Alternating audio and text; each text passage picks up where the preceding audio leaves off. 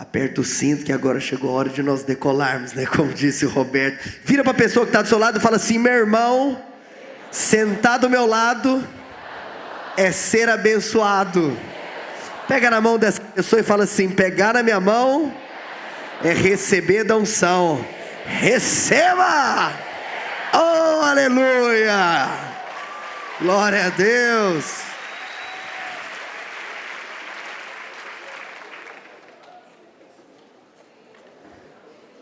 Graça, favor imerecido, Deus dando tudo para quem não merece nada. Esqueça você, isso aqui não tem a ver contigo, isso aqui só tem a ver com Ele. Eu quero falar algo para você nessa noite. Você faz parte de uma geração que foi escolhida por Deus para viver o sobrenatural. Diga assim: eu faço parte de uma geração escolhida para viver o sobrenatural. Você sabe que uma das maiores graças de Deus para conosco foi o fato de nós nascermos nesse tempo, o fato de nós nascermos nesses dias. Oh, meus irmãos, acredite em mim, o próprio Deus mora dentro de você. Você tem noção o que é isso? Você tem noção o que nós experimentamos nessa dispensação, a dispensação da graça? E hoje eu confesso para você, não vou mentir não, porque eu vou pregar minha palavra, mas no meio da minha palavra eu vou falar mais um monte de coisa que está borbulhando aqui, mas que não está nessa palavra, mas como eu vou embora eu tenho que soltar, entendeu?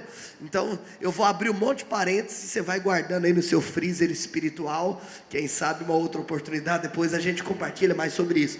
Mas hoje eu quero falar para você sobre uma geração na palavra de Deus, que tem tudo a ver com a nossa geração. Hoje eu quero falar para você sobre a geração de Josué. E vira para a pessoa que está do seu lado e fala assim: a geração de Josué e o espírito da fé. Você sabe que o Antigo Testamento, ele pode ser alegorizado. Muitos personagens, lugares ou circunstâncias do Antigo Testamento podem alegorizar uma realidade do Novo Testamento, porque o Antigo Testamento é uma sombra do Novo Testamento. Tem gente que pergunta: pastor, na Nova Aliança, como que nós estudamos o Antigo Testamento? Na Nova Aliança nós estudamos o Antigo Testamento enxergando Cristo no Antigo Testamento. Entende o que eu estou falando? Olha aqui para mim.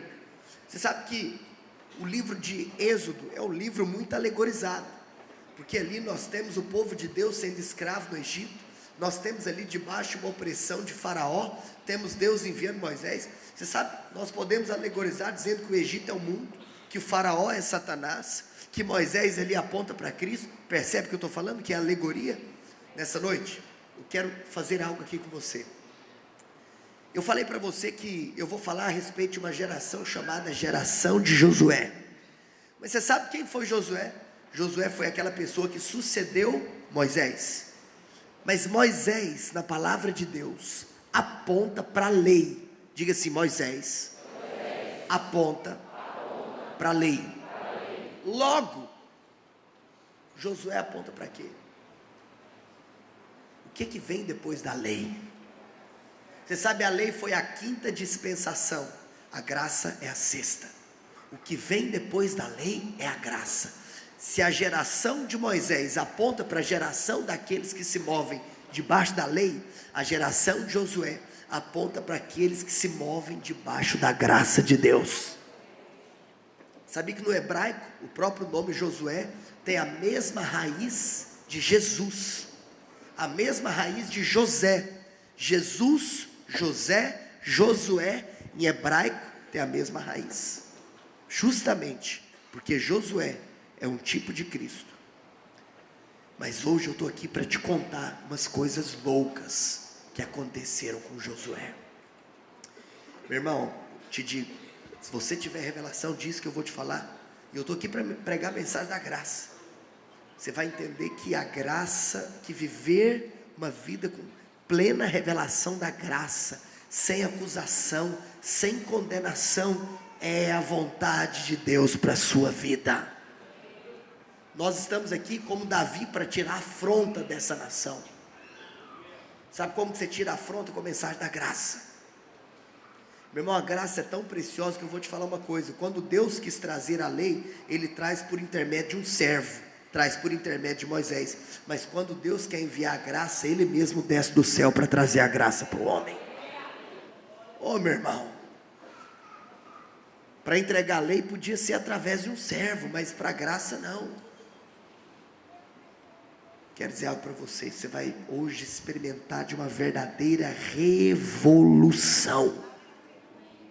E o seu espírito vai sair daqui em ebulição, e você vai falar: pastor, eu quero viver o que a geração de Josué viveu. Vamos mergulhar comigo nessa geração de Josué, e o espírito da fé, o espírito de fé sobrenatural vai tomar conta do seu coração nessa noite. Josué capítulo 4, verso 1.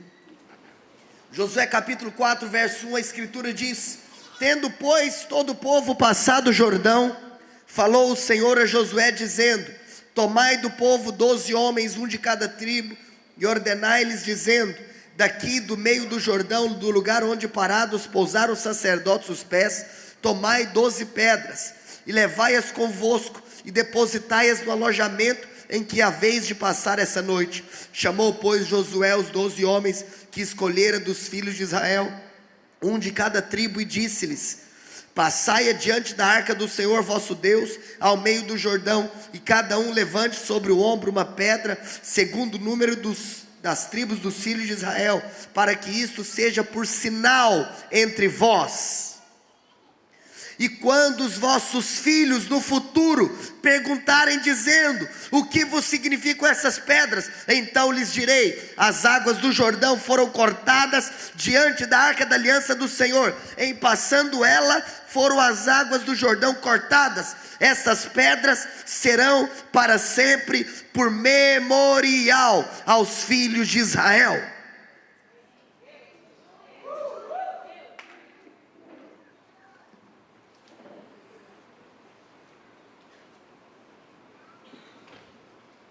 Deixa eu te falar uma coisa.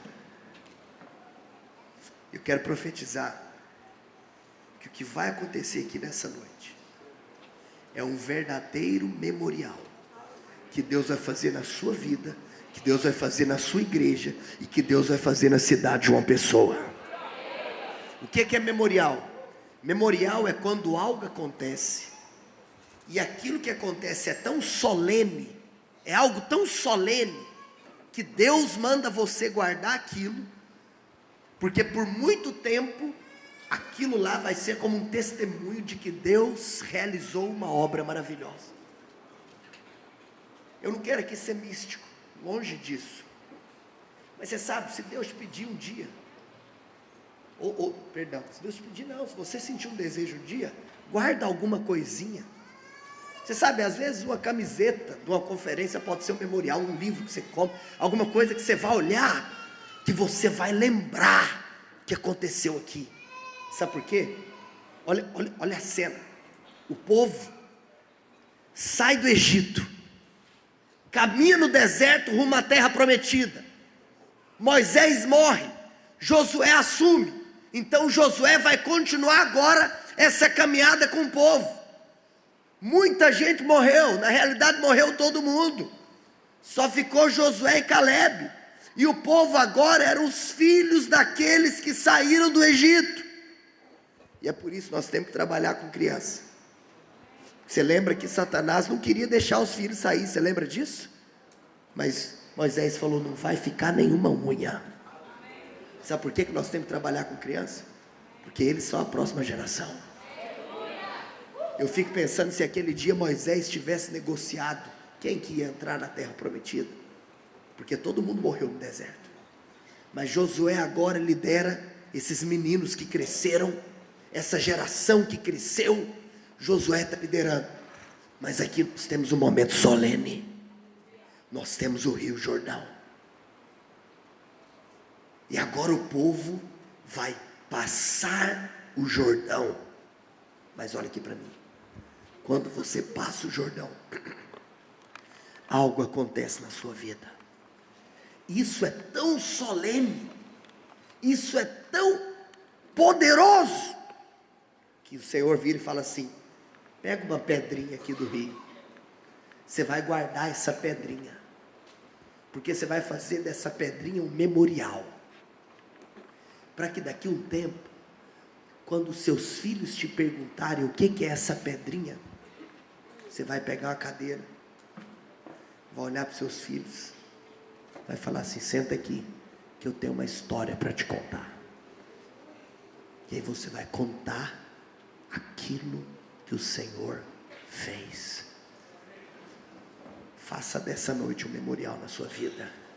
Daqui a algum tempo, seus filhos espirituais vão te perguntar o que aconteceu aqui nessa noite.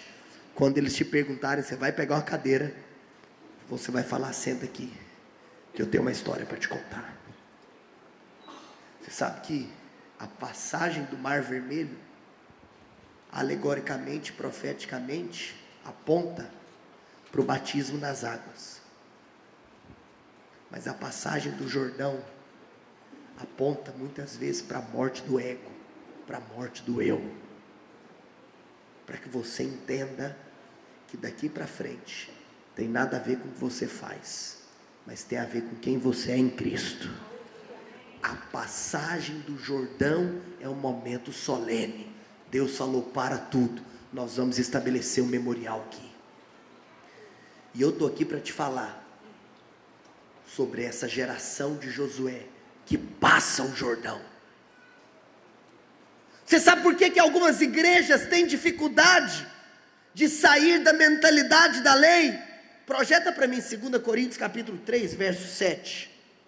O ministério que trouxe a morte foi gravado com letras em pedras. Qual que é o ministério que trouxe a morte? É o que foi gravado com letras em pedras, é a lei. A lei trouxe a morte, mas esse ministério veio com tal glória que os israelitas não podiam fixar os olhos na face de Moisés, por causa do resplendor do seu rosto, ainda que desvanecente. Olha aqui, tal glória. Sabe por que tem lugar que ainda não sai da lei? Porque tem glória na lei, tem milagre na lei. Existem milagres na lei, tem glória na lei. Deixa eu te falar uma coisa, só que essa glória é desvanecente, mas a glória da graça é sobre excelente. Deixa eu falar algo para você. Tem milagre na lei, mas o extraordinário é só na graça. Tem milagre na lei ou não tem? Tem. Os caras passaram 40 anos no deserto, a sola do sapato dos caras não desgastavam. Você tem noção? Você ficar com o mesmo sapato por 40 anos e a sola do sapato permanecer intacta? Milagre. Você tem noção que 40 anos você vai crescendo, seu pé vai ficando maior, o sapato e a roupa crescia junto com os caras? Milagre. Você tem noção que a comida caía pão do céu? Milagre. Tem milagre na lei. Mas olha aqui para mim, o que é mais poderoso? Cair o pão do céu e você comer aquele pão todo dia? Você ver sua roupa crescer?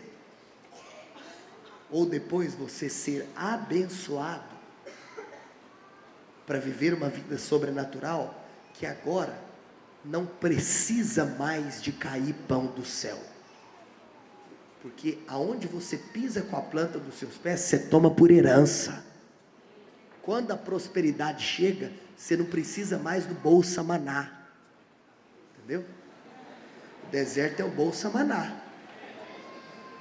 É milagre? Milagre, mas deixa eu te falar, mais poderoso é você não precisar desse milagre, porque você já vive uma vida de milagres. Mais poderoso do que a sola do seu sapato não se desgastar, é você falar o seguinte: pode até desgastar, porque eu sou tão abençoado, sou tão próspero, que eu posso comprar quantos sapatos eu quiser. Isso é mais poderoso. Está entendendo o que eu estou falando? Olha aqui para mim. Agora eu quero mergulhar com você nessa revelação. eu quero falar para você sobre 4 princípios espirituais que norteiam a geração de Josué. São 4 princípios, mas o primeiro princípio é justamente esse momento. Diga assim: o princípio do Jordão. Olha aqui para mim, esse é o primeiro princípio da geração de Josué, é cruzar o Jordão. Mas eu quero que você saiba, entenda e aprenda o significado do princípio do Jordão. Você sabe, eu poderia dizer muita coisa sobre o princípio do Jordão, mas eu quero aqui me deter no aspecto profético. O princípio do Jordão significa quando o Kairos invade o Cronos. Pastor, agora você falou grego mesmo, falei grego agora, aleluia. Você sabe que tanto Kairos quanto Cronos em grego significa a mesma palavra no português: tempo.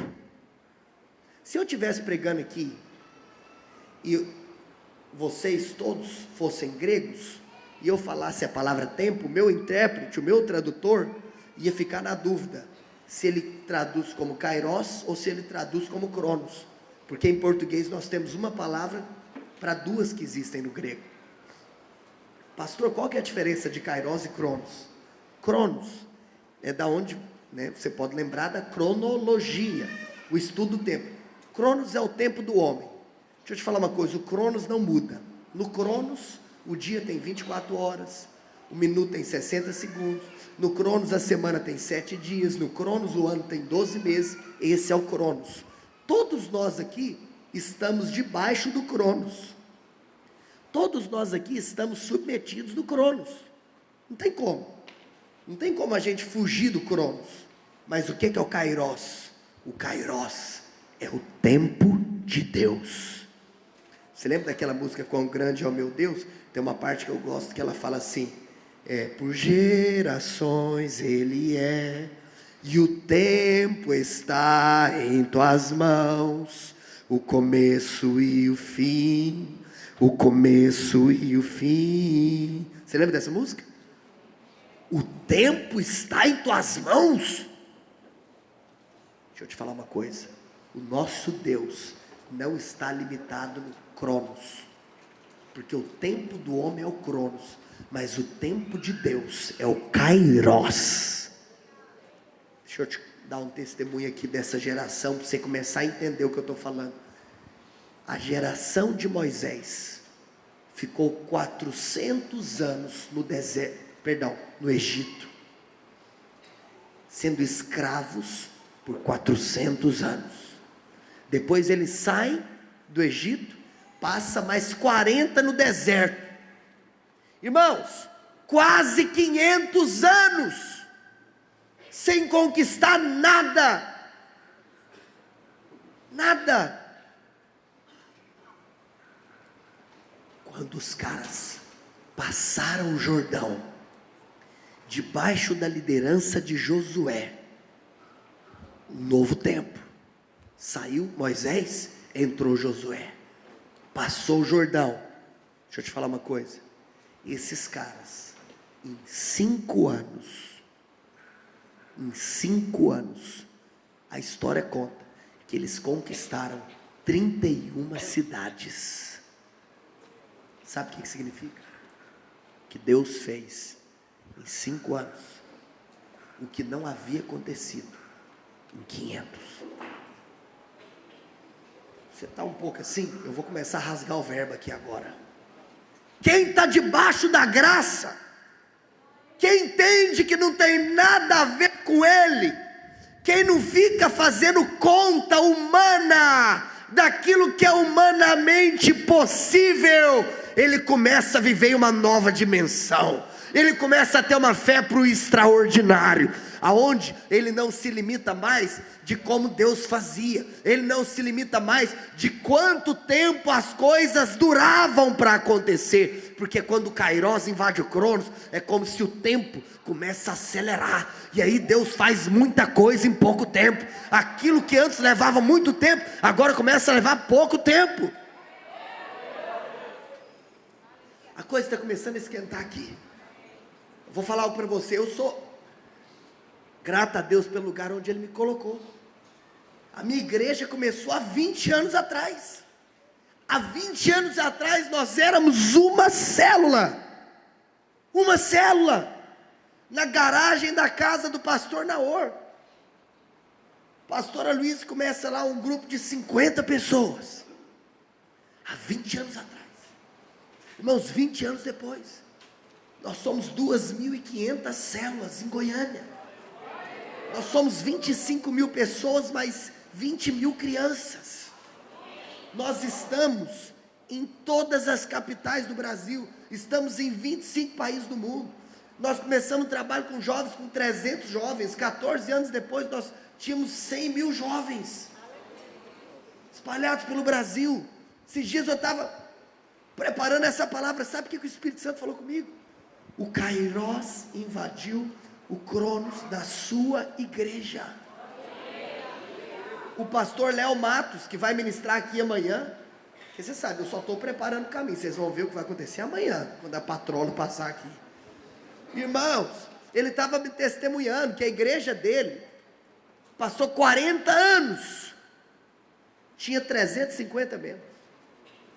Aconteceu algo na igreja, como se a igreja deles, sim, enfim, eu não quero falar aqui da visão específica, mas eu penso que aconteceu algo profético. Os caras cruzaram o Jordão.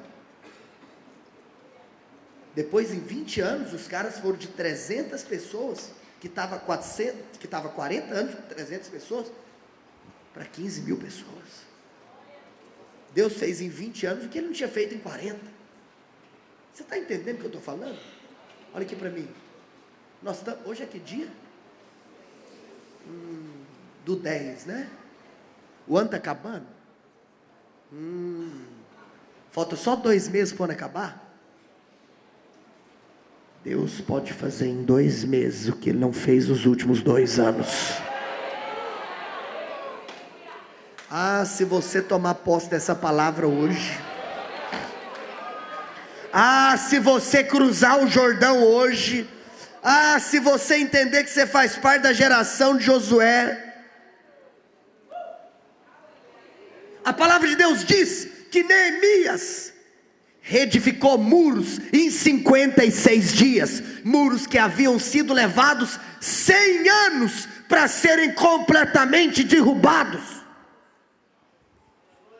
100 anos foram precisos para derrubar. Em 56 dias ele reergueu.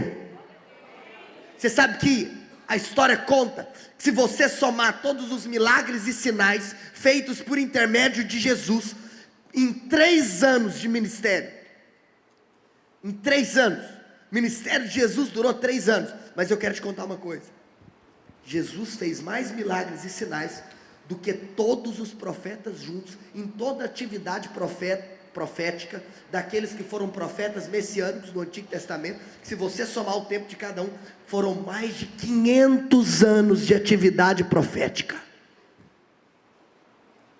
Jesus, em 3, fez mais do que todos os profetas juntos em 500. Por que, pastor? Porque o Kairos invadiu o Cronos. Sabe o que é isso? Favor. Uma galera norte-americana apareceu lá na nossa igreja um dia. Bateu lá na porta da sala do pastor Luiz. Entraram com câmera para filmar.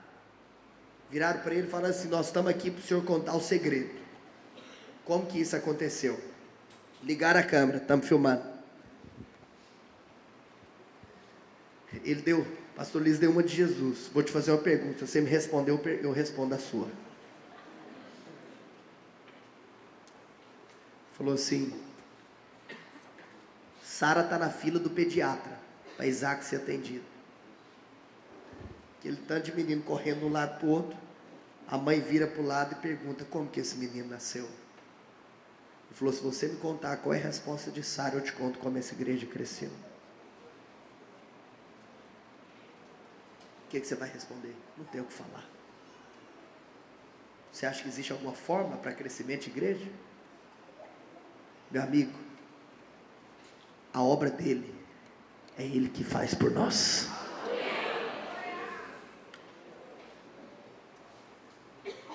Sua célula não é sua. Sua igreja não é sua. Tudo dele. Ele é o maior interessado. Só olha para ele. Olha para ele. Olha para ele. Não tire os seus olhos dele. Irmão, deixa eu dar um insight aqui que não tem a ver com a palavra sobre isso. Olha para ele. Quando Pedro estava olhando para Cristo, Pedro começa a andar sobre as águas. Quando Pedro para de olhar para Cristo e olha para ele mesmo, ele cai. Você quer andar no sobrenatural? Olha para ele, os seus olhos têm que estar nele. Quando você começa a pensar se você merece, se isso é lógico, se faz sentido ou se não faz, meu irmão, você vai cair da água. Olha para ele que você vai se mover no sobrenatural. Coloque seus olhos nele. Coloque nele. Você sabe, aconteceu uma coisa muito louca comigo. Eu não sei se vocês têm essa prática aqui, mas nós fazemos encontros evangelísticos nas chácaras. Já ouviu falar sobre encontros?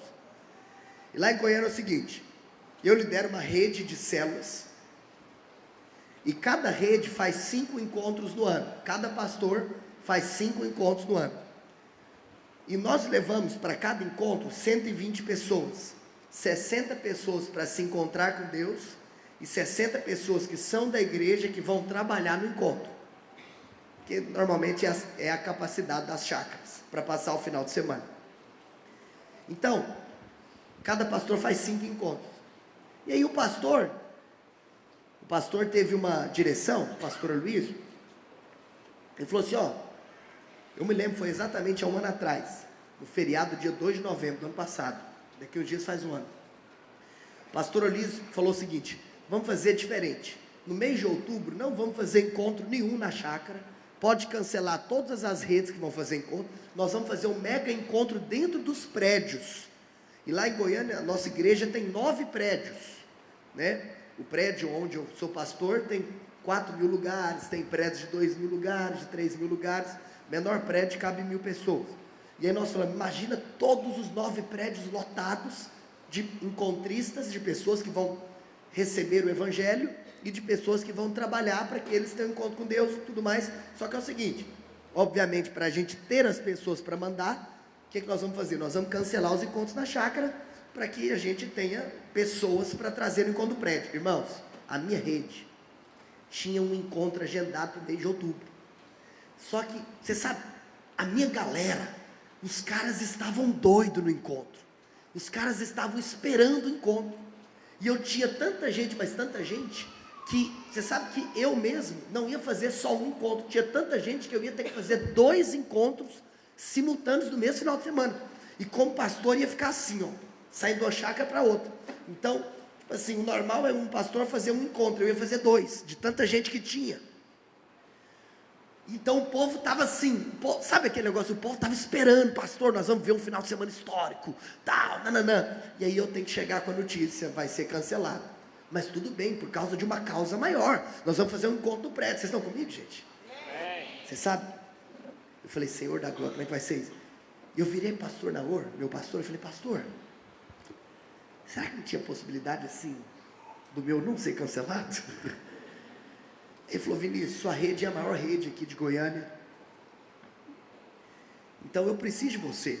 Até porque sua rede vai puxar a coisa, para a coisa acontecer, vai trazer muita gente.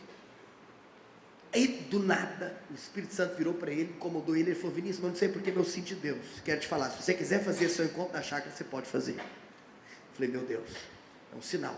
Só que eu pensei, cara, eu acho que a vida cristã não é feita para ser vida sozinho. Um sonho que se sonha sozinho é apenas um sonho, mas um sonho que é compartilhado se torna uma realização. Eu falei, eu vou jogar isso na minha mesa de discipulado e vou ver o que está no coração dos meus discípulos.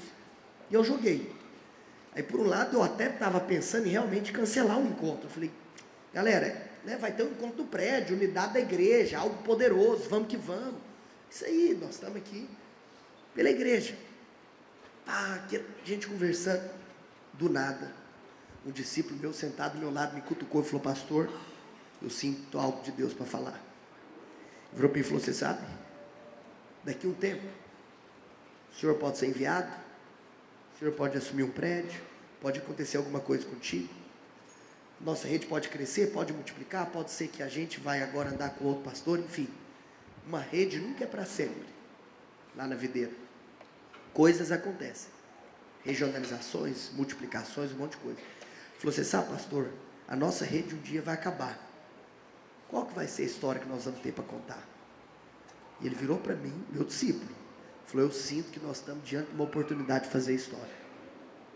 Eu creio que nós podemos fazer esse encontro na chácara, que ia acontecer 2 semanas antes do encontro do prédio, e depois nós podemos mandar gente para o encontro do prédio também, pastor. Irmãos, na hora eu fui tomado de fé, falei: uau, Deus está querendo falar comigo, não tem nada cancelado, se o pastor deixou a gente fazer, nós vamos fazer.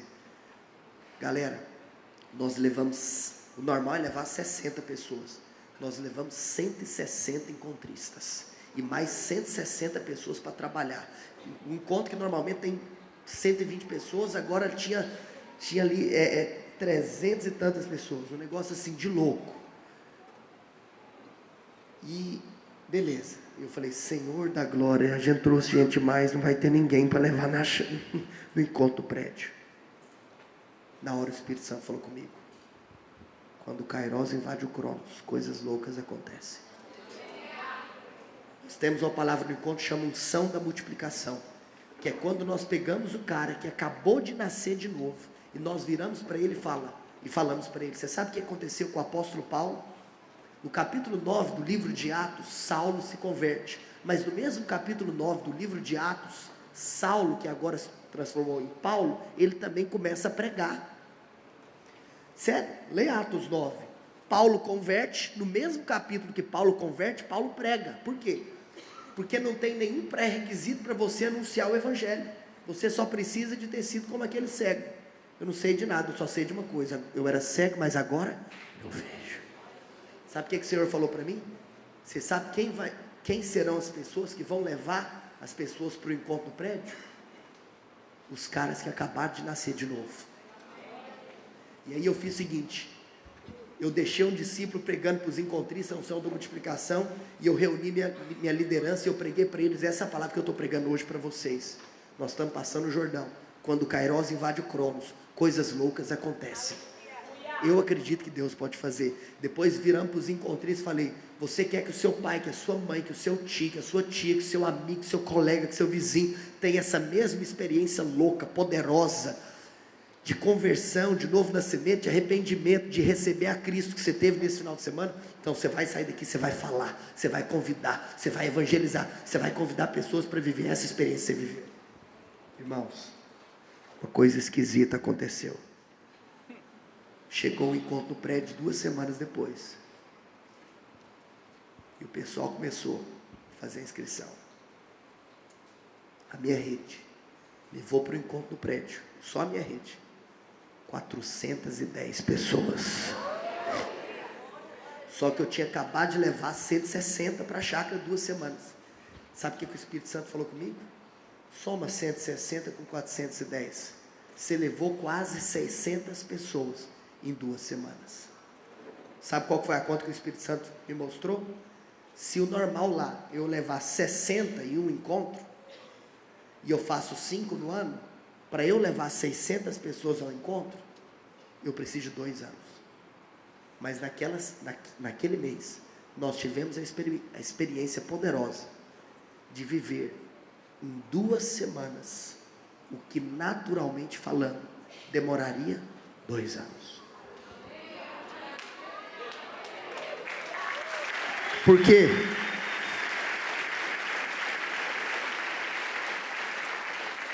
Por quê? Porque o Kairos invadiu o Cronos. Olha aqui para mim.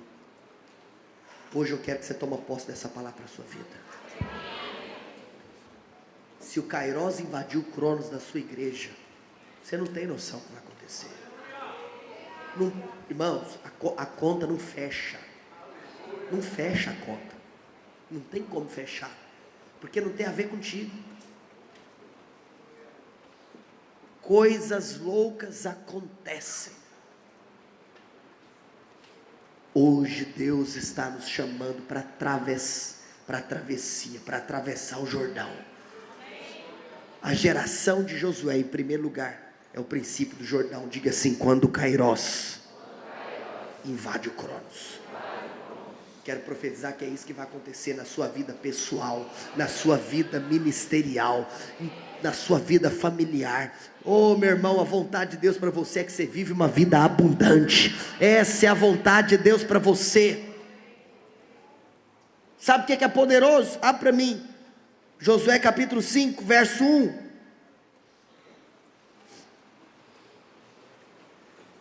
Na realidade eu tenho que ler o verso 2, mas eu já vou começar do verso 1.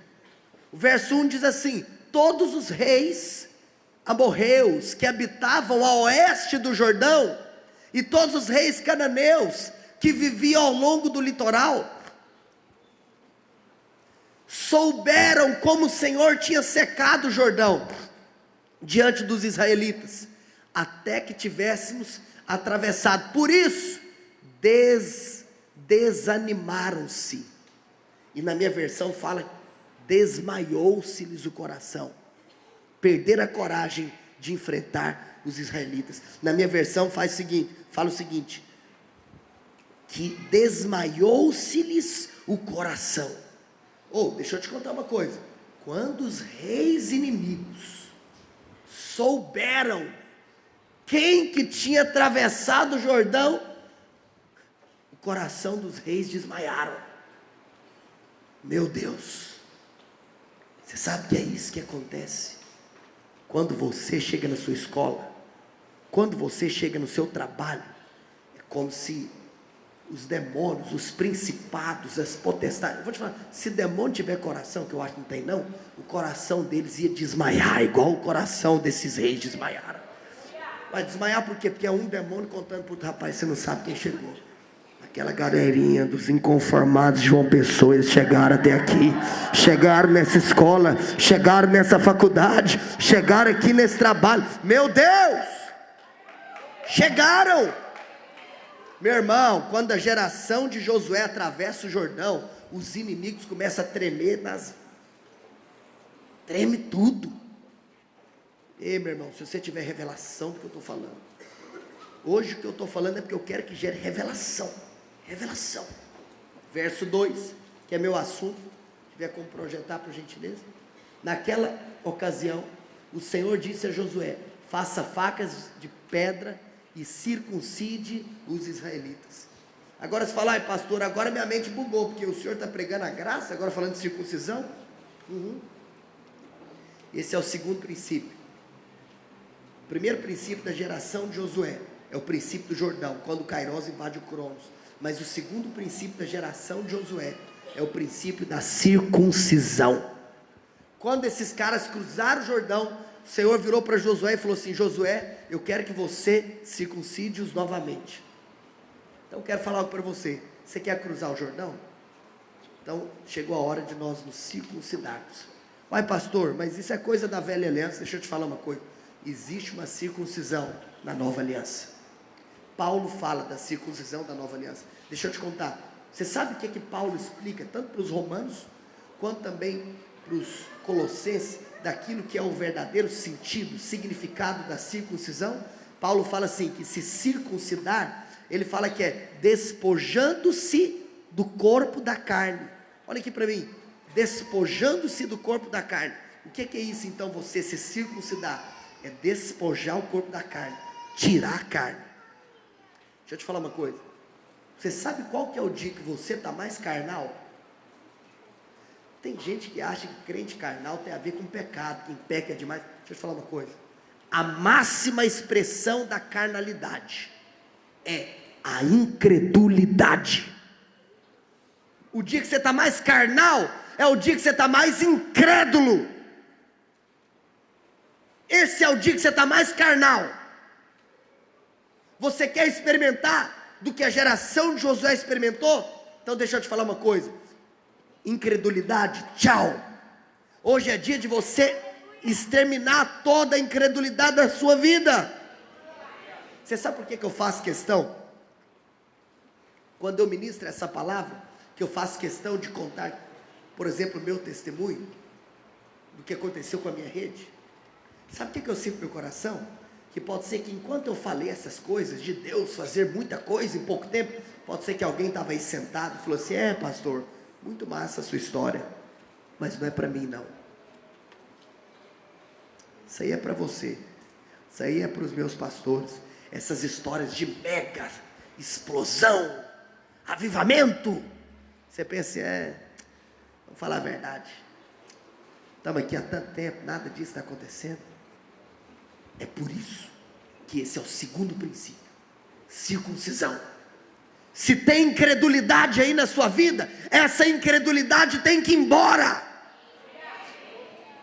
Você que estava aí pensando, enquanto eu testemunhava essas coisas, de avivamento, Jesus fazendo em 3 anos o que os profetas não fizeram em 500, uau, mas não é para mim não. Quero falar, é para você sim.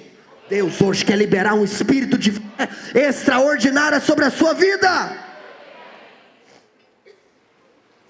Qual que foi a maior, olha aqui para mim, qual foi a maior exortação? Perdão, não quero falar maior, mas qual foi a exortação mais frequente que Jesus faz sobre os seus discípulos? Homens de pequena fé. Em outras palavras, Jesus, gente, vocês não têm noção que eu estou aqui para liberar tudo para vocês. Por que vocês não pegam o que eu tenho para dar? Mas você sabe, hoje eu estava comentando com os meninos do carro, em 2 ocasiões, nos evangelhos, você pode ler os evangelhos de cabo a rabo, Mateus, Marcos, Lucas e João, 2 vezes, Jesus virou para 2 pessoas, e falou para elas: uau, eu nunca vi tamanha fé em Israel, eu nunca vi uma fé desse tamanho. Quantas vezes Jesus falou isso? Primeiro Jesus falou isso para o centurião, depois Jesus falou isso para aquela mulher Ciro-fenícia, a mulher cananeia. Você sabe, esses dias nós estávamos meditando, essas 2 pessoas ouviram a mesma coisa de Jesus, mas vamos olhar, um é homem, outra é mulher, um é centurião romano, a outra era empregada doméstica, um é rico, a outra é pobre. Eu te pergunto, entre 2 pessoas tão diferentes, qual que é a semelhança que fez com que Jesus dissesse a mesma coisa? Sabe o que o Espírito Santo falou? Sabe qual que é a semelhança dessas 2 pessoas?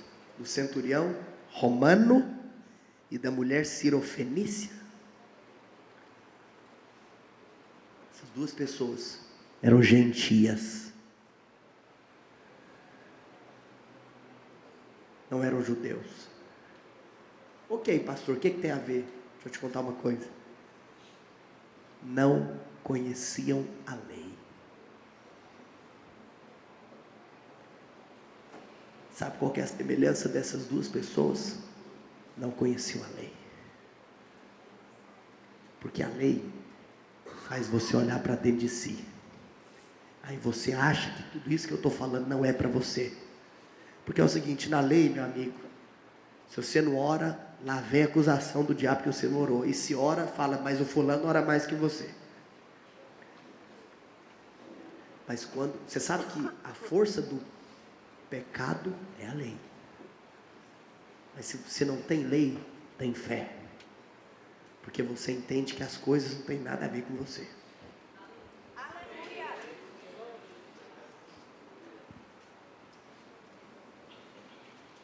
Meu irmão, que você possa ter revelação da graça de Deus. Que isso tem a ver com uma escolha divina. Que não tem a ver com mérito. Isso aqui está queimando meu coração. Deixa eu te escandalizar aqui hoje. Antes de te escandalizar, João 8,32. Conhecereis e a verdade vos... Jesus fala isso para judeus. Judeus conheciam a lei desde os 5 anos de idade. Sabe o que isso significa? Que tinha alguma coisa que eles ainda não conheciam, que se eles conhecessem aquilo, eles seriam libertos. Então essa verdade aqui, sabe o que é? É a graça. Porque Jesus está falando para quem conhece a lei desde os 5 anos de idade. Eu vou te apresentar uma coisa, uma verdade, que no dia que você receber essa verdade, sua vida nunca mais vai ser a mesma. Agora eu posso falar algo para te escandalizar? Ouvistes o que foi dito, é melhor dar do que receber. Eu, porém, vos digo, é melhor receber do que dar. Nenhum amém, graças a Deus. Até porque o que muda das escrituras, seja anátema, seja amaldiçoado, pastor. Olha aqui para mim. Hoje eu quero te dar uma notícia, é melhor receber do que dar. Fala, não pastor, faz um negócio desse não, você sai lá de Goiânia para vir falar heresia aqui em João Pessoa, podia ter falado heresia lá mesmo. Pode confessar uma coisa? Lembra da história de Maria e Marta?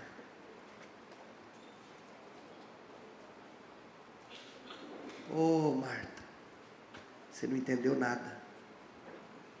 Sua irmã está aqui só recebendo. Ela escolheu a melhor parte. Só isso é necessário. Pouco é necessário. É melhor dar do que receber, quando o relacionamento é horizontal. Mas é melhor receber do que dar, quando o relacionamento é vertical.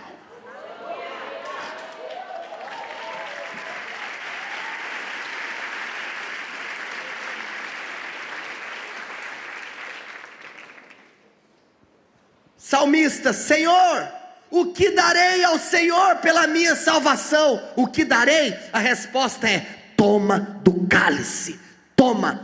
O que eu posso dar? Meu amigo, o que eu posso dar? É o contrário, eu quero é que você receba mais, tomarei do cálice da minha salvação. Eu quero dizer para você, nessa noite, existe algo profético acontecendo aqui nessa igreja, nesse congresso, nesse ajuntamento solene de igreja. Nós estamos passando o Jordão. A geração da graça é aquela geração que desfruta de coisas loucas acontecendo em pouco tempo, quando o Kairos invade o Cronos. Nessa noite que eu estou fazendo com você, eu estou circuncidando você, para que toda incredulidade da sua vida saia.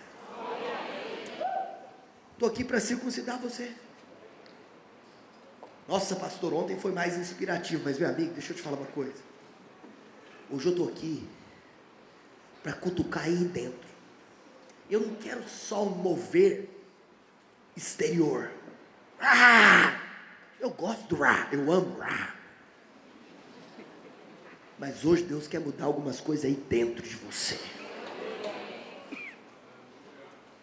Você sabe, para caminhar para o fim, até porque meu tempo, meu Deus do céu, deu 10 horas, aleluia.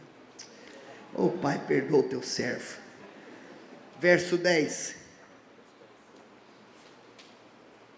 Os irmãos estão cansados?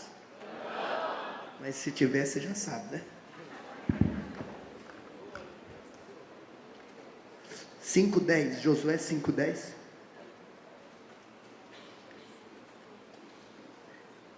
Na tarde do 14º dia do mês, enquanto estavam acampados em Gilgal, na planície de Jericó, os israelitas celebraram a Páscoa. Diga assim: primeiro princípio, princípio do Jordão. Diga assim: quando Kairos invade o Cronos. Fala assim: segundo princípio, circuncisão. Fala assim: incredulidade, tchau. Fala assim: terceiro princípio, a Páscoa. Olha aqui para mim, sabe o que Deus fala para Josué? Josué, eu quero que você faça com esses caras a mesma coisa que eu mandei Moisés fazer, lá por ocasião, a 10ª praga. Antes de sair, foi celebrada a Páscoa.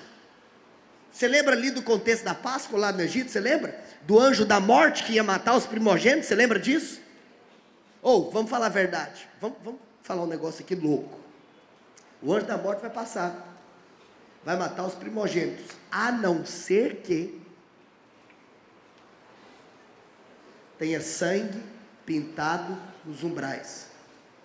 Esses dias eu estava meditando, e eu estava pensando, e lá dentro o que é que os caras estão fazendo? Celebrando a Páscoa, comendo o cordeiro. Senta a família para comer, não sei se isso já aconteceu na sua família. Estamos lá, cortando o cordeiro. Um dos filhos quer uma coxa, mas o outro menino também quer a coxa. E os dois começam a brigar pela bendita coxa do cordeiro. Você sabe, minha amiga, a coisa esquenta. Eu não sei se... Eu tenho um irmão, e eu já briguei algumas vezes com meu irmão. Não sei se você já brigou com algum irmão seu. Você sabe que para brigar com o irmão, você não precisa de muita coisa. Você só precisa de querer a mesma coisa que seu irmão quer. Sabe o que é que eu fico pensando? Eu fico pensando se talvez o anjo da morte estivesse passando no exato segundo que dois irmãos estavam brigando, só que o negócio entre os dois irmãos esquentou. E talvez, você sabe, a Bíblia fala, irai-vos, mas não... Por que fala para irar, mas não pecar? Porque tem hora que você ira e peca. Imagina se nessa hora, os camaradas lá dentro da casa começam a ficar irado e começam a pecar. E o anjo da morte está passando no exato segundo que tem gente pecando lá dentro. Ah, não, agora não, gente, vamos falar a verdade. Se tem pecado, se tem pecado, é ou não é? Tem pecado. Sabe o que é Páscoa? Páscoa é um aportuguesamento de uma palavra que não tem em português. Pascuar. Sabe qual era o significado de pascuar? Saltar, pular, pascuar. Sabe o que significa? Que quando o anjo da morte chegava naquela casa, não importa o que estava acontecendo lá de dentro, não importa. Pode até ter alguém pecando lá de dentro. Se tem sangue do lado de fora, o anjo da morte é obrigado a pascuar, saltar.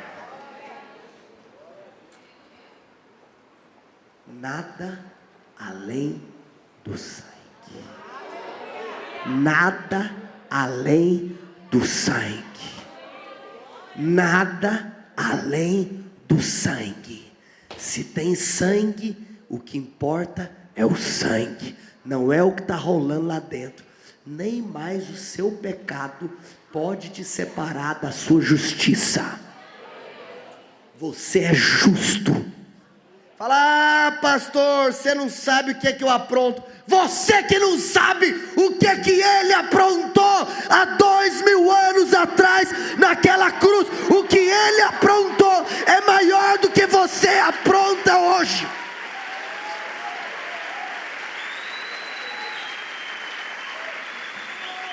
O que é que você acha que tem mais força? O que é que tem mais poder? O que você faz ou o que ele fez? Está pago. Está pago. Páscoa. Tem sangue. Está pago. Nós temos que nos livrar de toda condenação. Deixa eu dar mais um insight aqui. Eu não vou ler por causa do horário. Aquela história daquela mulher pega em adultério. A mulher estava adulterando, pegaram ela no flagrante. No flagra. Meu Deus. Os fariseus pensam, nós vamos levar até Jesus. E agora eu quero ver o que esse Jesus vai falar. Porque Jesus pode anular a lei. Agora eu quero ver o que Jesus vai falar. Traz a mulher. Os fariseus trazem a mulher até Jesus, vira para Jesus e fala, e aí Jesus, querendo te fazer uma pergunta. A lei manda apedrejar, porque foi pego em adultério. Eu quero te fazer uma pergunta. O que você tem a nos dizer?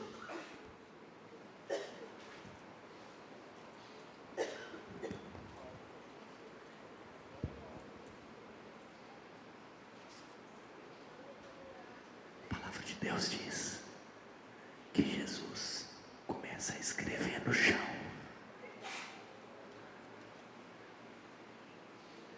Depois Jesus levanta.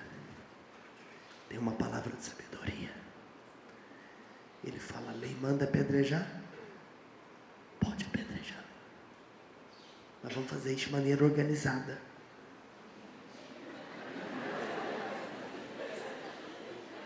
Vamos estabelecer uma ordem. Quem não tem pecado vai começar. O segundo pode ser quem tem. O primeiro tem que ser quem não tem.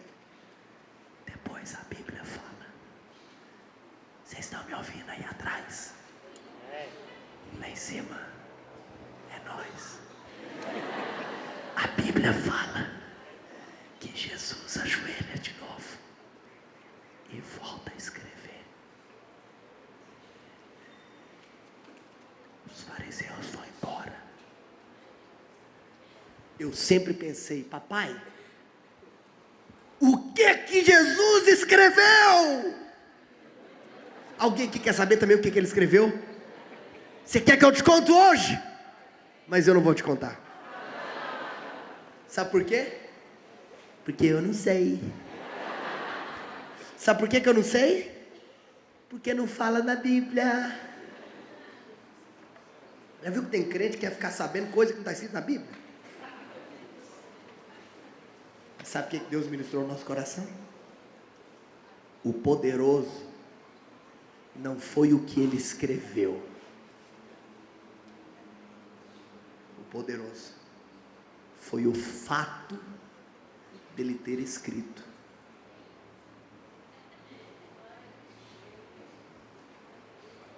Tem um fundinho musical aí, que a coisa vai começar a esquentar agora. Aleluia. Olha aqui para mim. O poderoso não foi o que ele escreveu, mas o poderoso foi o fato dele ter escrito. Por quê, pastor? Vou te contar por quê. Sabe o lugar onde Jesus estava? A palavra de Deus fala que ele escreveu no chão. Mas eu quero te contar uma coisa. O lugar onde Jesus estava era um lugar cheio de pedras. Cheio de pedra. Então, quando Jesus estava escrevendo no chão, você sabe onde Jesus estava escrevendo? Em uma pedra. Uai, Jesus escrevendo em pedra? Olha aqui para mim. O verbo se fez carne, habitou entre nós, cheio de graça e verdade. O verbo era Deus, certo? Se Jesus é o verbo era Deus, logo Jesus é? Uai, vem cá. Jesus escrevendo uma pedra. Se Jesus é Deus, o que significa? Que Deus estava escrevendo aonde?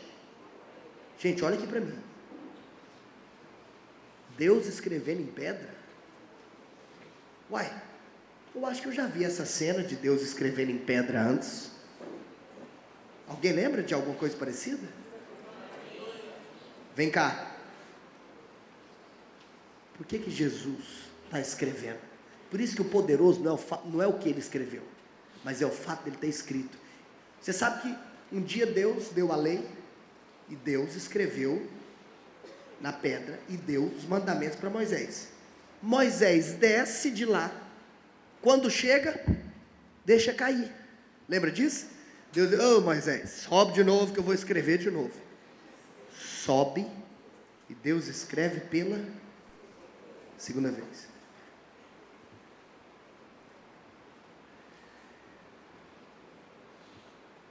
Jesus está escrevendo. Quem não tem pecado, atira a primeira pedra. Ele desce, escreve pela segunda vez. Por que Jesus escreveu pela segunda vez? Para mostrar que ele estava escrevendo duas vezes na pedra. Em outras palavras, ele estava falando para aqueles caras: isso aqui te lembra alguma coisa? Eu sou o próprio Deus.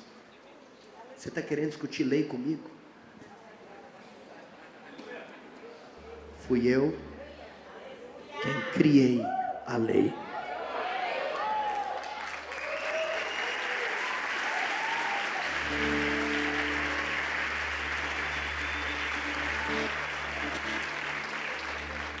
Acabou não.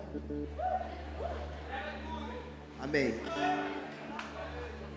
Me libera só para eu passar um pouquinho do horário? Vocês discutem com ele depois, não tem nada a ver com isso. O mundo natural estava parado para ver a resposta de Jesus. Você tem noção, aquele tanto de fariseu louco para ouvir o que Jesus ia falar? Porque por um lado, como é que Jesus fala para não apedrejar? Jesus não pode ir contra a lei. Por outro lado, se ele manda apedrejar, não combina com esse Jesus que veio para amar e salvar. Naquele momento, o mundo natural estava parado para ver o que Jesus ia falar. Jesus falou: quem não tem pecado, atira a primeira pedra. Todo mundo ali, cheio de acusação, tem que ir embora, tem que vazar. Aí agora, todo mundo foi embora. Sobra Jesus e a pecadora. Só que agora não tem mais gente. O mundo natural foi embora. Mas sabe o que o Espírito Santo falou comigo? De novo teve um mundo que parou para assistir a cena. Só que agora foi o mundo espiritual. Porque nós temos aqui o Salvador e o pecador. Você tem noção que essa mulher está ali para representar? Joe and you. O que o Salvador vai falar para o pecador?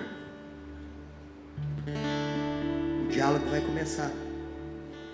O Salvador vira para aquela pecadora e fala: cadê aqueles que te condenam? Estão aqui não? Foram embora? Ninguém te condena?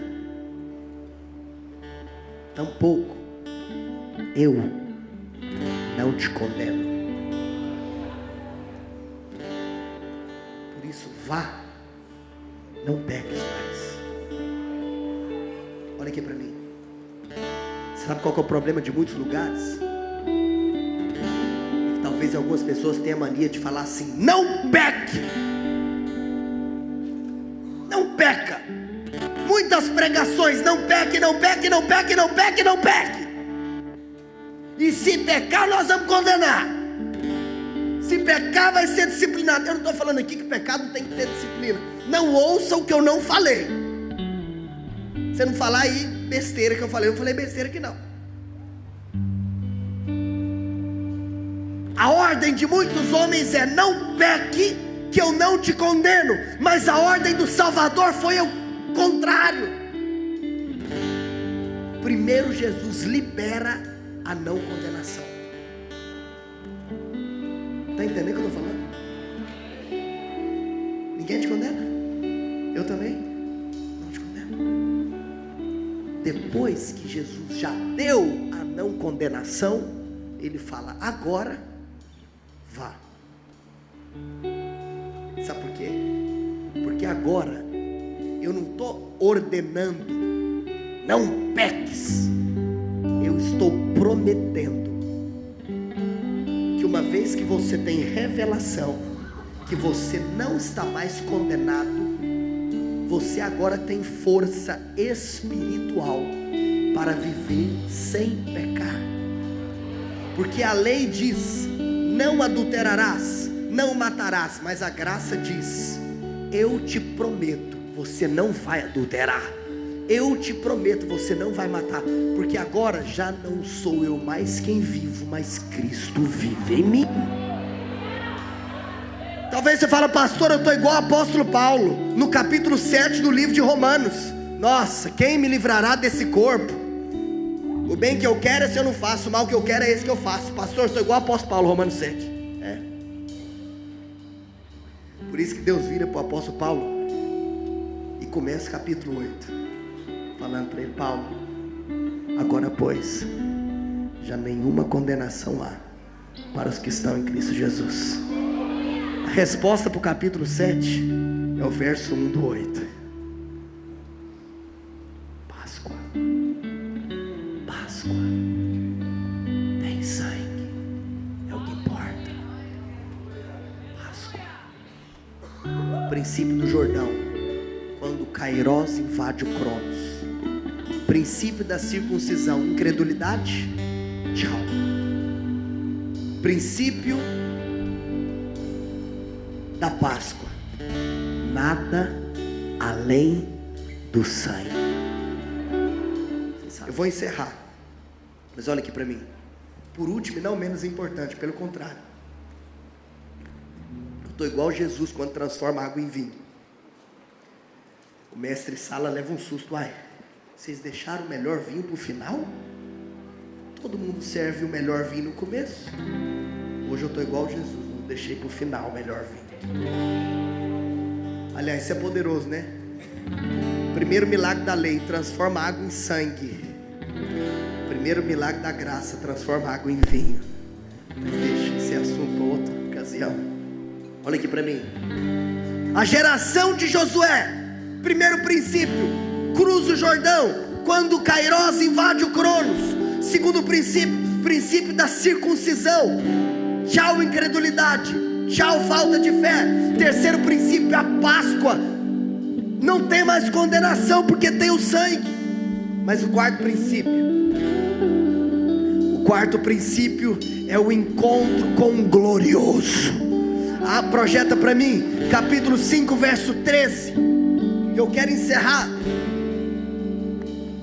essa ministração te dando uma notícia.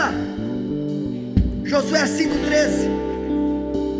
Você sabe, quando os gigantes da geração de Moisés foram espiar a terra prometida, tirando Josué e Caleb, todos os caras, quando os servos, os valentes, os discípulos da geração de Moisés foram espiar a terra prometida, eles viram ali gigantes. Você lembra como que os caras da geração de Moisés ficaram quando viram gigantes? Ficaram morrendo de medo. Mas agora, um dia está lá Josué, e Josué topa com um gigante. Estando Josué já perto de Jericó, olhou para cima e viu um homem em pé. Você sabe, esse homem era gigante. Meu irmão, a geração de Moisés treme nas bases de gigante. A geração de Josué, empunhando uma espada, aproximou-se dele e perguntou-lhe: você é por nós ou é por nossos inimigos? Meu irmão, a geração de Moisés tem medo de gigante, mas a geração de Josué, quando vê o gigante, ela faz crescer. Como é que é esse negócio aí? É dos nossos ou é dos dele? Porque se for dos dele, está enrolado. Só que Josué não sabia, verso 14, nem uma coisa nem outra. Eu venho na qualidade de comandante do exército do Senhor. Na minha versão fala que ele é o príncipe do exército do Senhor. Quem que é o príncipe do exército do Senhor? É o glorioso. Pode guardar a espada, Josué. Eu vim foi te dar uma notícia. Eu estou aqui com você. Eu vim foi te dar uma notícia. Estou com a minha espada aqui, louco para cortar a cabeça de amorreu, cananeu, ferezeu que vier pela frente. Deixa eu te falar uma coisa. Esse cara vira para ele e fala assim: ó, então Josué prostrou-se com o rosto em terra em sinal de respeito. Mas você sabe? Vai para o próximo versículo. Deixa eu ver se nessa versão está escrito isso. O comandante do exército do Senhor respondeu: tire as sandálias dos pés. Por que era Jesus?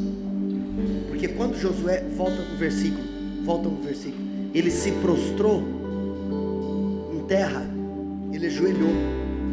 Se fosse um anjo qualquer, você lembra quando os discípulos de Jesus se ajoelharam para um anjo? O que eles ouviram? Levanta! Por que você está ajoelhando? É só um anjo. Mas esse anjo aqui não mandou Josué levantar. Por quê? Porque não era um anjo. E aí, próximo, o que esse anjo fala? Tira as sandálias dos pés, porque o lugar que você está é... Opa! Vamos fazer um paralelo aqui? Finalizar a mensagem fazendo um paralelo? Parece que Josué ouviu a mesma coisa que um homem ouviu: Moisés. Mas antes tem uma diferença. Aliás, tem mais de uma diferença. Primeira diferença: Josué viu ele. Moisés viu uma sarcinha pegando fogo. Meu irmão, a geração de Josué, ela vê o que a geração de Moisés não vê. Sabe qual é a segunda diferença? Na Bíblia, tirar as sandálias dos pés e pisar na terra, na Bíblia significa, em outras palavras, tome isso por herança. É seu, é seu, é seu. Tira a sandália e pisa, porque aonde você pisa é seu por herança. Aonde a geração de Moisés ouviu para pisar? Aonde que a geração de Moisés ouviu isso? Deserto. Moisés ouviu a sarça falando no deserto. É por isso que Moisés não entra na terra prometida, porque a herança da geração da lei é o deserto. Mas aonde que Josué ouviu? Filho, tira a sandália do pé, isso aqui é seu. Nós já passamos o Jordão, aqui já é Canaã. Eu quero falar uma coisa para você: Canaã não é o céu, Canaã é a vida de um crente vencedor abundante na terra.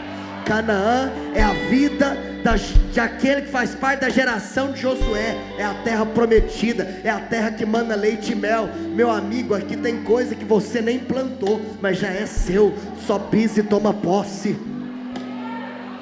Pastor, o Novo Testamento mesmo mandou plantar? Pois é, Paulo fala para plantar, mas eu quero te falar também, Paulo fala que até a semente é ele que te dá.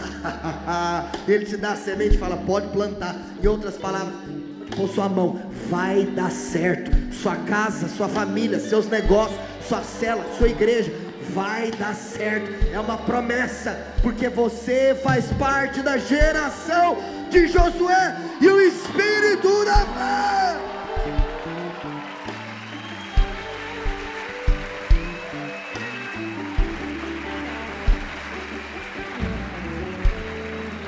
Eu prometo que essa é a última coisa que eu vou falar. Prometo. Sabe, eu não sei quando eu vou voltar, então é a última. Pode continuar. Tá tocando aquela música?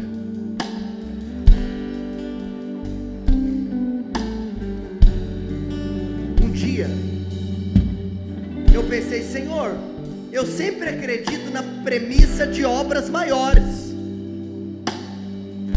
Senhor, Elias fez 7 grandes milagres, Eliseu fez 14. Jesus falou para os discípulos, vocês vão fazer muito mais do que eu fiz. E eu pensei, você sabe? Olha, a geração de Josué abriu o Rio Jordão, mas a geração de Moisés abriu o Mar Vermelho. Eu falei, uai. Antes de você criticar a geração de Josué porque abriu o rio, alguém aqui já abriu piscina? Então não fala mal de quem abriu o rio. Se você não abriu nem piscina, vamos ficar quietos. Mas pastor, vamos falar a verdade, abrir o mar é mais massa. Falei, Senhor, não é possível que só nessa a graça vai perder para a lei. Mas Senhor, eu achava que a graça não ia perder em nada. O Senhor virou para mim e falou assim, quem disse que a graça perdeu para a lei? Uai, você está comparando aí porque Moisés abriu o mar e Josué abriu o rio? O fato de Moisés ter aberto o mar foi o maior sinal feito pela lei. Se você quer comparar isso, você tem que comparar então com o maior sinal feito pela graça. Está escrito, Josué capítulo 10, não vou ler, não precisa abrir. Vai tocando qualquer coisa aí, mas não pode parar, não pode. Toca o que vocês quiserem, mas não pode parar, não pode.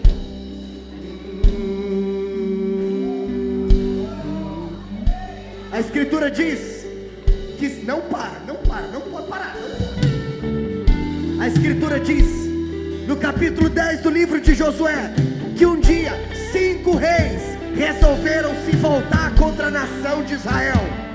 5 reis decidiram batalhar contra o povo de Deus. Mas agora nós tínhamos uma batalha que era desleal, porque para cada soldado do povo de Deus, você tinha 5, 10, 15, 20 soldados inimigos. Naturalmente falando, não tinha como vencer. Meu amigo, mas o Kairos invadiu o Cronos. E outra coisa, deixa eu te falar, princípio do Jordão, Kairos invadiu o Cronos, coisas loucas acontecem. Segundo princípio, circuncisão, não incredulidade, tchau. Não duvide de nada, Deus pode fazer. Terceiro princípio, Páscoa, nada além do sangue, tem nada a ver com você, esqueça a sua capacidade, o negócio é Ele. Quarto princípio, o encontro com o glorioso. O glorioso apareceu, falou que está com você. Uai, se o glorioso apareceu e falou que está comigo, então vamos para essa batalha. A escritura diz que a batalha começa. O número de pessoas do exército do povo de Deus era muito menor do que o número de pessoas do exército inimigo.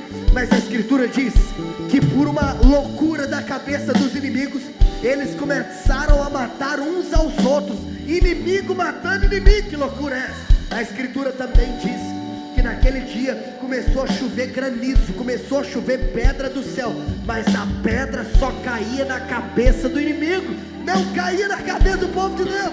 Meus irmãos, aquela batalha que parecia ser impossível, mas é a geração que se move debaixo da graça, é a geração que não tem condenação, é a geração que esquece de si e que olha para Ele, é a geração que se move no sobrenatural, a geração que sabe que melhor é receber dele do que dar. Essa geração está batalhando, mas acontece que Josué olha para cima. Quando Josué olha para cima, sabe o que acontece? Ele começa a ver que o sol está se pondo. E aí nós tínhamos um problema, porque se o sol se põe, se anoitece, a guerra tem que parar. Mas essa guerra não podia parar. Sabe por que essa guerra não podia parar? Porque o povo de Deus estava vencendo a guerra. Se a guerra parasse, isso ia fortalecer os inimigos. Mas está escurecendo, está escurecendo. Josué começa a pensar, e agora? E aí do nada, Josué, porque a geração de Josué, ela é tomada de um espírito de fé extraordinário. Josué olha para cima. Josué fala: sol, sol, não pode parar, não pode parar. Sol é para ficar. O sol pode parar. O sol parou. Oh, calma, não, calma. Sol não para, porque sol não mexe. Mas sol mexe, gente. O que mexe? A terra se movimenta em 2 movimentos, de rotação e translação. Um movimento define os dias, o outro movimento define os anos. Mas olha aqui para mim, se naquele dia está escrito que o sol parou, na realidade quem parou foi a terra que sempre girou, a terra que está girando agora, para a geração de Josué, que tem o espírito da fé. É nós que para a terra, my friend, é nós que para a terra.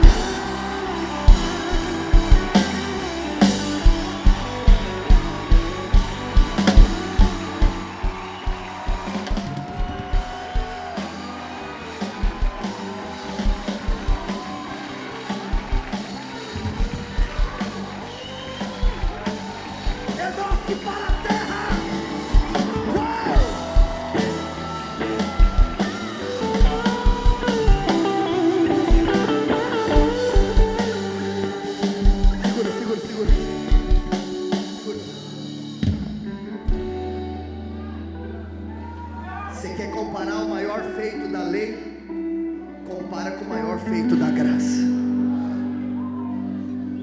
Cara, você sabe que teve um dia que a NASA criou um telescópio para descobrir a idade da Terra? E através das máquinas e de toda a tecnologia, o instrumento que eles criaram foi calcular a idade da Terra. Você pira que eles chegaram à conclusão que estava faltando um dia na Terra? Mas você sabia que a história conta que tinha um cientista cheio do Espírito Santo? E ele virou para os seus colegas e falou: abre a Bíblia, Josué capítulo 10, esse dia está lá. Cara,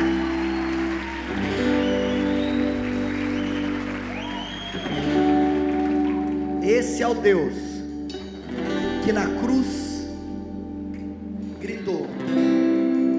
Você sabe por que eu estou falando que esse é o Deus? Porque quem fez isso tudo foi Jesus, o príncipe do exército do Senhor. Porque foi ele que apareceu para Josué e falou: pode deixar que agora é comigo. Esse Jesus um dia subiu na cruz. Por que ele subiu na cruz? Lá na cruz, Jesus, que era filho de Deus, na cruz, ele não grita pelo seu pai. O filho de Deus na cruz grita: Deus meu, Deus meu.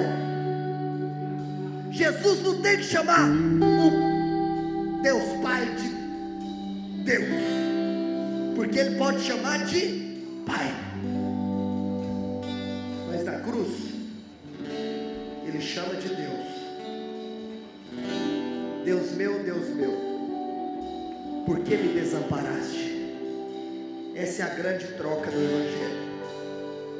Na cruz ele chama o Pai de Deus, para que você receba uma notícia, que você pode chamar o Deus Todo-Poderoso de Pai. E ele falou: Deus meu, por que me desamparaste? Para que você possa falar: papai, que nunca me deixaste, jamais te abandonarei.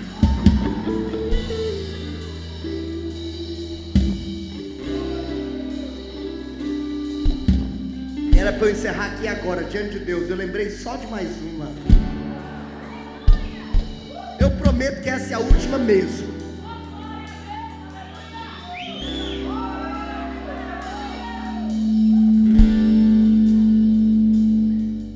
Ontem eu não falei nada de graça, o tema é graça, mas eu acho que ontem foi de Deus, não foi? Teve um dia,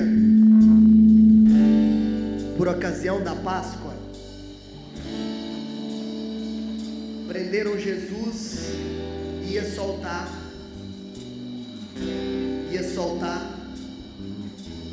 um preso, e aí jogou para a multidão escolher: soltavam Jesus ou Barrabás. Você sabe que teoricamente a multidão gritou Barrabás. Eu vou te falar no meu coração: multidão não manda em nada não, porque até o coração de Faraó está na mão de Deus. Era a vontade de Deus que Barrabás fosse solto. Se você ler a história desse homem,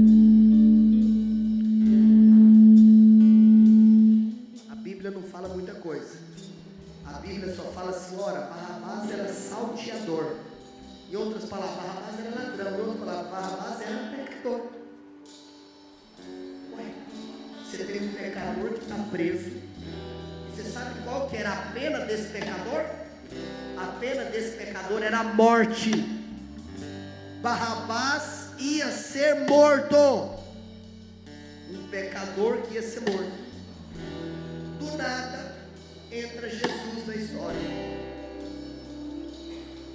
O pecador é solto e Jesus assume o lugar do pecador.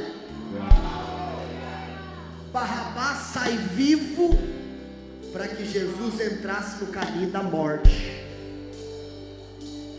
Esses dias eu estava pensando: por que Barrabás aparece na Bíblia? Barrabás aparece na Bíblia só para mostrar que na realidade I am Barrabás. Eu sou Barrabás. Você é Barrabás. Nós éramos aqueles que estávamos destinados à morte por causa do nosso pecado, mas Ele nos substituiu. Sai Barrabás livre, solto, vivo, entra Jesus. Espírito Santo falou comigo. Mais uma coisa.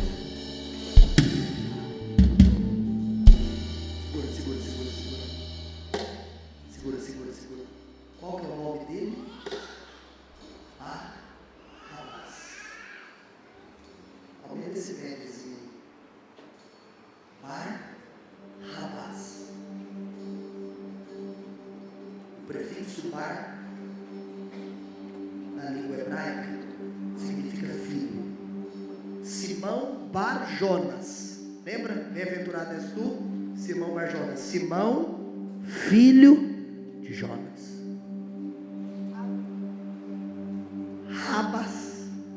Rabás vem de um nome que na realidade é Raba.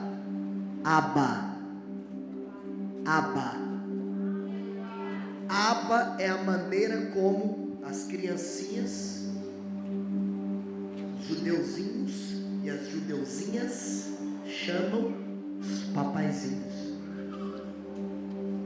Deixa eu te falar uma coisa. O Filho de Deus se fez filho do homem para que eu e você e aquele cara pudéssemos ser chamados agora de Bar, filho do Abba, Pai. Olha por que o nome desse cara é Barrabás.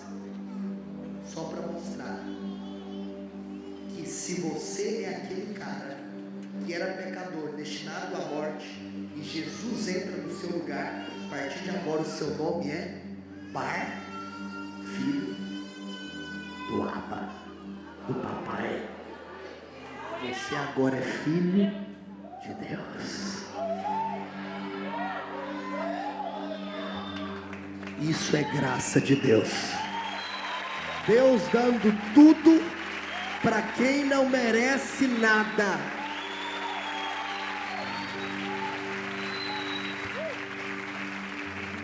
Eu vou ficar por aqui. Se tiver como subir, quem vai cantar? Olha aqui para mim. Mas eu só quero falar uma coisa para você. Sabe o que eu sinto no meu espírito? Vocês não colocaram o nome dessa conferência à toa. Eu quero falar uma coisa. Vou linkar agora os meus dois momentos. Você quer fazer história? Você tem que entender por meio do que você vai fazer história. Porque fazer história, eu e você não temos condições naturais para fazer. Ontem eu falei sobre fazer história, mas eu quero te falar. Davi, sem o óleo que cai na cabeça dele, e o óleo aponta para unção, e unção aponta para o sobrenatural, unção aponta para Deus capacitando uma pessoa. Isso é graça.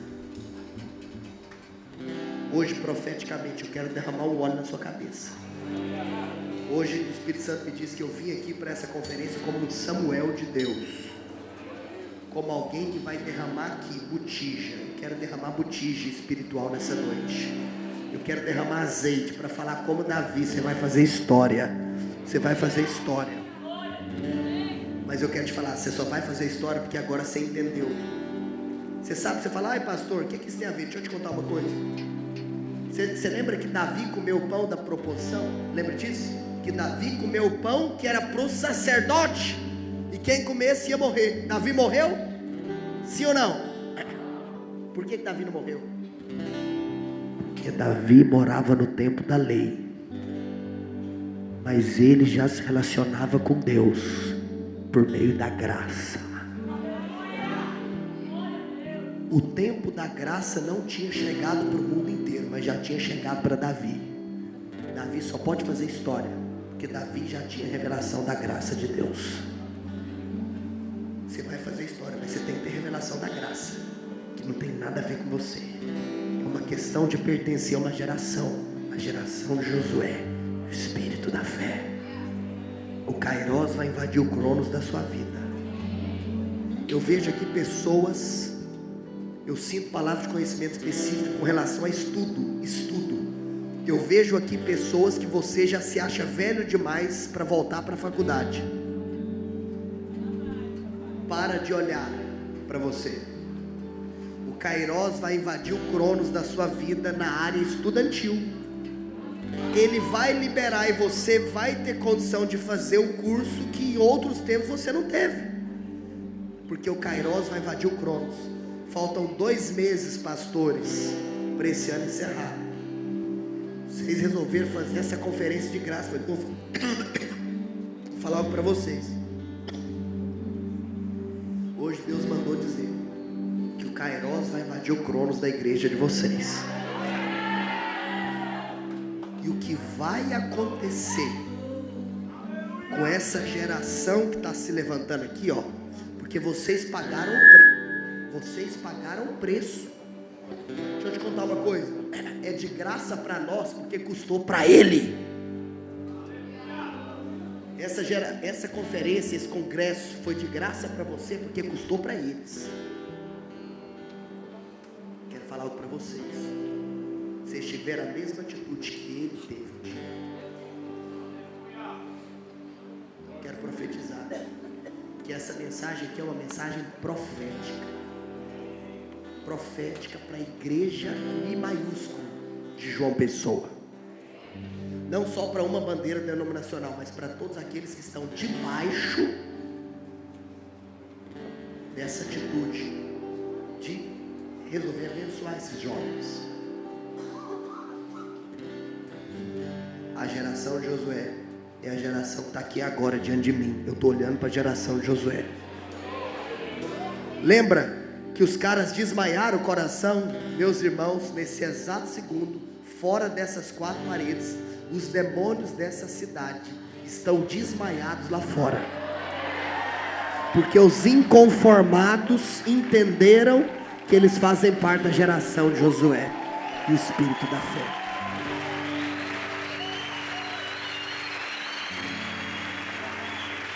Se prepare para coisas loucas acontecer nessa cidade. Feche seus olhos onde você está. Feche seus olhos.